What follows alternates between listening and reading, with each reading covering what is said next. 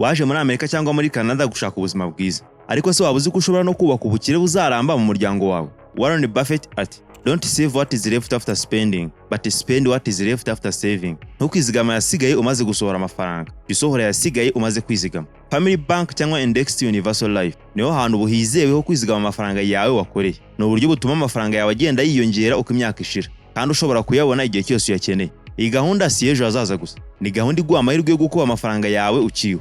Iyo upfuye umuryango wawe ubona amafaranga yawe vuba, nta misoro nta n'imanza.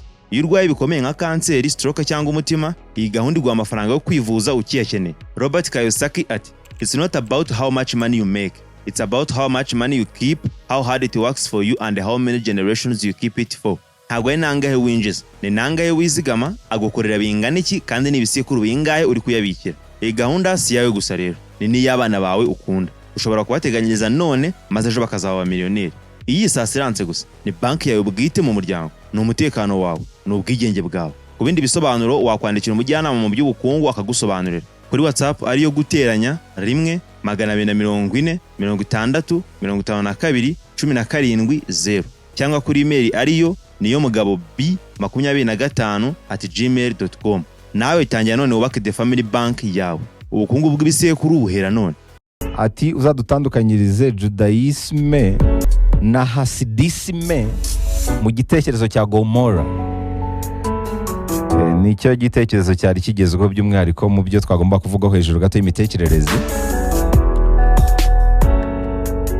Ibi rero wenda kugira ngo mbigusobanurire mu gitekerezo cya Sodomu na Gomora, nuko kira gitekerezo gisobanura imbaraga z'umwijima. Ibyo nibyo bya mbere wamenya. Iyo bavuze Sodomu na Gomora uhita wumva iki? Ikintu cya mbere utekereza ni ubutinganyi, hanini binashingiye ku nkuru yo muri Bibiliya. Wenda mu rwego rwo kwihutisha kugira ngo ubyumve neza, nuko isi twabonye ko ibarizwamo imbaraga ebyiri, hari iz'umucyo hari n'iz'umwijima. Inkuru ya Sodomu na Gomora yihishemo ikintu cy'umugenzo w'izo mbaraga z'umwijima. Igiye muri Bibiliya ukavuga inkuru ya Sodomu na Gomora, uhita wibuka Loti n'umugore we. Loti yaba yarabayeho ryari? Twabonye ko Loti yari mwishywa wa Aburahamu sekuruza w'abizera. Mu mateka ya Bibiliya burya uragenda hakabanza Adamu na Eva. Adamu na Eva ni ibigereranyo bya gabo na gore, twarabibonye. Twabonye uruhererekane nyuma ya Adamu na Eva hahita haza Seti. Uziko Seti bivugwa ko yabayeho muri 3875 mbere ya Yezu. 3875 mbere ya Yezu ni vuba cyane ugereranyije n'igihe isi yabimaze. Uyu Seti yari umwana wa Adamu wakomeje ubuzima muri uwo mujyo nyuma y'inkuru idasanzwe ya Kayini na Abeli. Hagahita hakurikiraho Enoki. Enoki nawe nejo bundi mu 3382 mbere ya Yezu. Enoki akomoka kuri Seti. Enoki muramuzi, yagiye mu ijuru adapfuye, yari hafi cyane y'Imana. Nyuma yaho haciyemo ibisekuru byinshi kugeza ubwo haje Nowa. Nowa noneho n'uwejo bundi cyane mu 2704 mbere ya Yezu. Murabizi ko Nowa niwe wategetswe kubaka inkuge ikajyamo abatoranyijwe n'Imana ikabarokora umwuzure. Nyuma haje Shemu. Rero Shemu no muri 2448 mbere ya Yezu. Shemu ni umwe mu bana ba Nowa barokotse umwuzure, aza guhinduka umukurambere w'amateka y'ibyo bihe. Nyuma rero haza abandi barimo Eberi muri 2300 mbere ya Yezu, haza Sale muri 2250. Nyuma hakaza rero Aburahamu. Aburahamu nawe ni wejo bundi mwaka w'1850 mbere ya Yezu, niwe wabaye sekuruza w'abizera rero. Nyuma ya Aburahamu rero haje Loti. Loti ni mu mwaka w'1800 mbere ya Yezu. Loti yari mwishywa wa Aburahamu, ni nawe rero ugarukaho cyane mu gitekerezo cya Sodomu na Gomora. Inkuru ya Bibiliya ivuga ko hari igihe Aburahamu yabanaga na Loti, ariko igihe kiragera baratandukana, buri wese acukwe. Muzasome mu Itangiriro 13 rimwe mugere kuri 18, muzabibonamo Aburahamu na Loti baratandukanye. Aburahamu yavanye muri Egiputa n'umugore we n'ibye byose, na Loti ajyana nawe, bajya Negebu, bavayo bajya Beteli,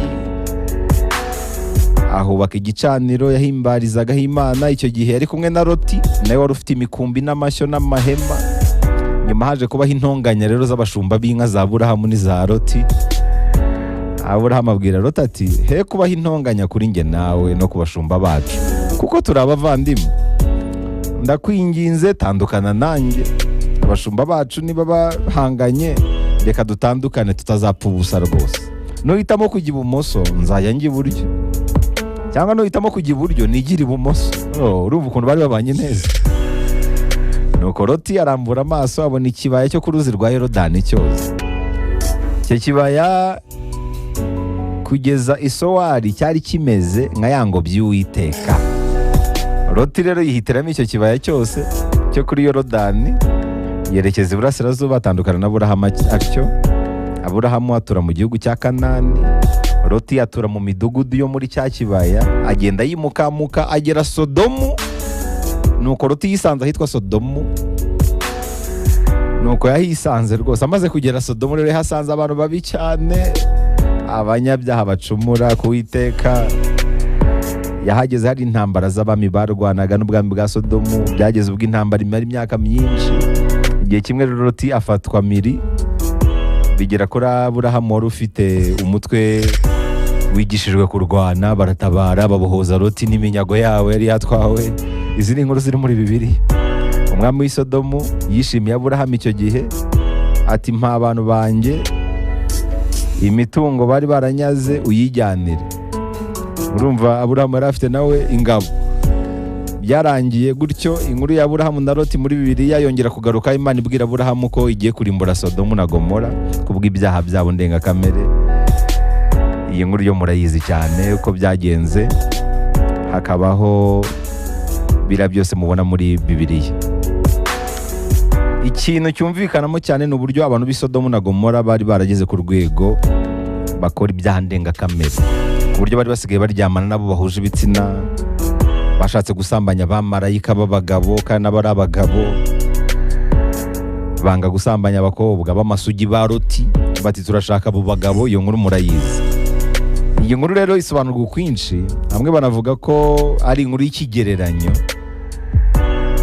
Ni ikigereranyo kigaragaza imbaraga z'umwijima ziba mu isi, kandi izo mbaraga z'umwijima ni ikimenyetso cyo kurimbuka kwayo. Gusa hari n'izindi nkuru zisanishwa n'ingi ya Sodomu na Gomora. Abashakashatsi mu bijyanye n'ibisigaramatongo batangaje ko bavumbuye mu gihugu cya Jordaniya, aho umujyi wa Sodomu uvugwa muri Bibiliya ko wasenywe n'Imana wari wubatswe mu gace ka Tali El Haman gaherereye muri Jordaniya. Abashakashatsi bahasanze bimwe mu bintu bisa n'ibyabaga muri Sodomu mbere y'uko isenywa. Ahantu havumbuwe ibyo bimenyetso birimo n'amatongo habayeho hagati y'imyaka 3500 n'1540 mbere y'ivuka rya Yesu, kandi ni muri iyo myaka ya Aburahamu na Loti. Abashakashatsi bakomeza bavuga ko aha hantu hameze neza nk'ukuntu Bibiliya ivuga umujyi wa Sodomu mu isezerano rya kera, byaba mu ngano no mu miterere. Ibindi bimenyetso bikagaragaza ko aho bavumbuye ari Sodomu. Nuko Bibiliya ivuga ko uyu mujyi ari wo wari munini mu karere wari uherereyemo, ukaba wari wubatswe mu burasirazuba bw'umugezi wa Yorodani. Urumva Jordaniya, Yorodani bifitanye isano.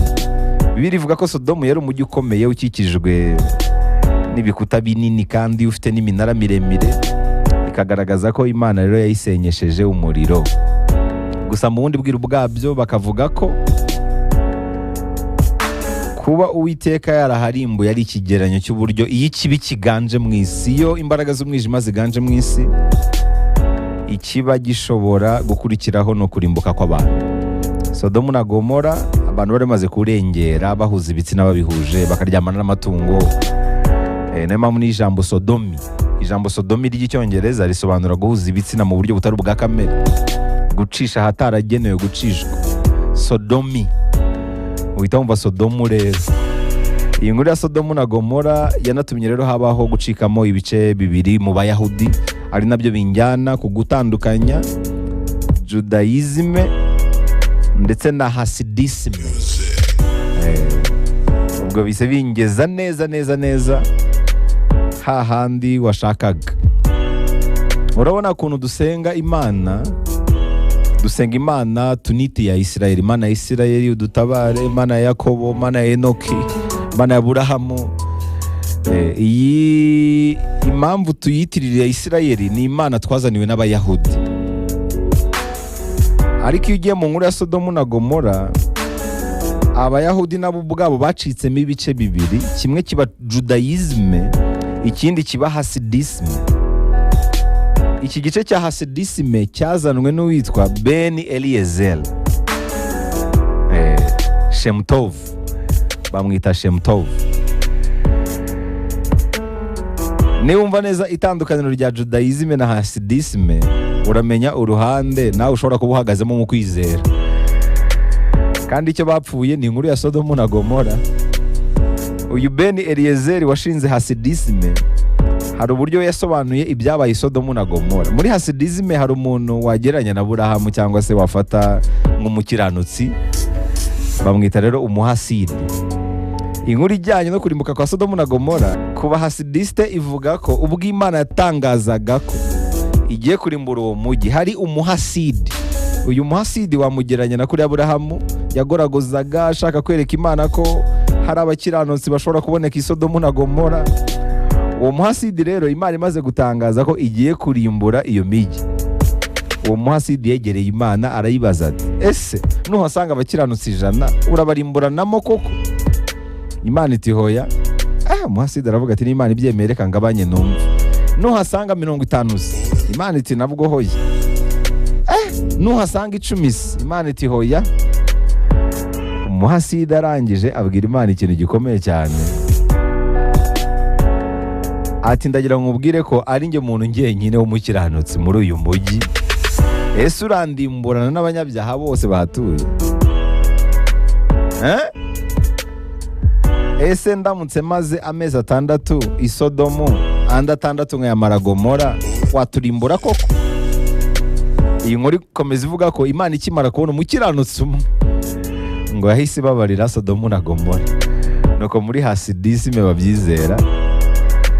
Inkuru ya Sodomu na Gomora igaragaza Imana y'inyampuhwe ku Bahasidi, Imana ibabarira, Imana ishobora kubabarira umujyi wuzuye abanyabyaha kubera ko gusa isanzemo umukiranutsi umwe.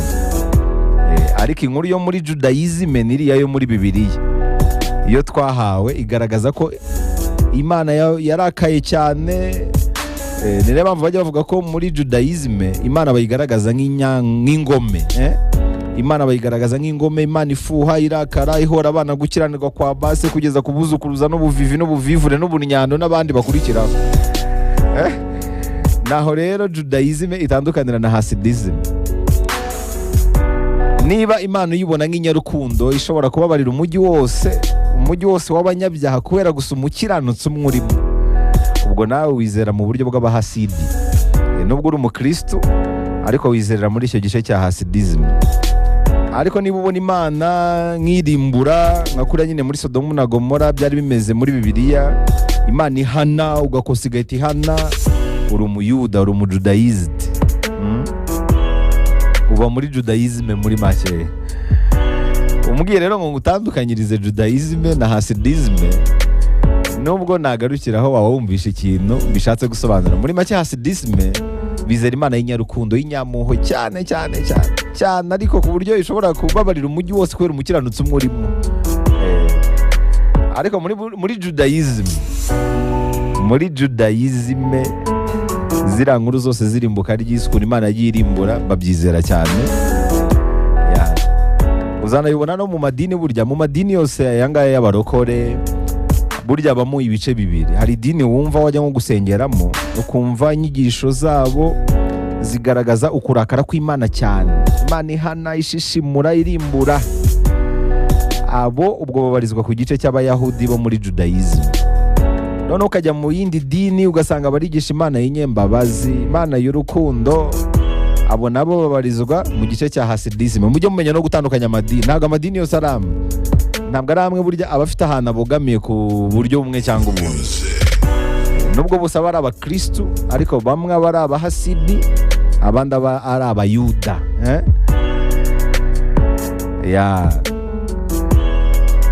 muri make hamwe baba bagaragaza Imana y'inyampuhwe cyane ishobora kubabarira umujyi wose kubera umukiranutsi umwe, ahandi bakagaragaza Imana ishishimura irimbura kubw'ibyaha by'abantu.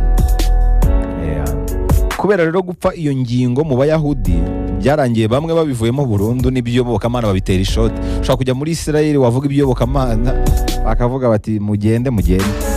Iyi nkuru ya Sodomu na Gomora yararikoroje cyane mu Bayahudi. Muri Hasidizm inkuru ya Sodomu na Gomora igaragaza ko umukiranutsi umwe ashobora kurokora umujyi wose akawurinda kurimburwa n'Uwiteka. Hari abafata rero inkuru ya Sodomu na Gomora nk'imfashanyigisho ishaka kugaragaza ko igihe ikibi cyaba cyageze ahera abantu babitwara mu buryo ndengakamere, baba bakora ibyaha ndengakamere, ibyaha bihabanye cyane no ko kamere y'ubuzima bigena. Nicyo gikomeye ubundi twayigiraho. Turetse rero izo mpaka z'Abayahudi, iby'impaka byo ntabwo bizashira, abantu bazahora bajya impaka. Abayuda bangashe mutovu cyane wo muri Hasidizm wagaragaje ko Imana itigeze irimbura iriya migi kubw'urukundo rwayo ntagereranya. Kubera ko Judayizm yashakaga yuko abantu bumva inkuru nka kuriya twayibonye mu buryo buteye ubwoba. Mu buryo buteye ubwoba Imana nyine yararakaye irimbura Sodomu na Gomora. Ni icyo ngicyo. Abantu burya ngo banayoboka neza iyo bahaye inyigisho zirimo iterabwoba cyane kurusha iyo bahaye inyigisho zirimo guhumuriza. Iyo ushaka abayoboke ubaha inyigisho z'iterabwoba cyane, inyigisho zirimo ibintu byo gukanga umuriro w'iteka. Ariko iyo ushaka abayoboke bakeya bahumuriza ubabwire ibintu byiza gusa ntabwo bazaza. Ariko muri iyi minsi byahinduye isura ahubwo.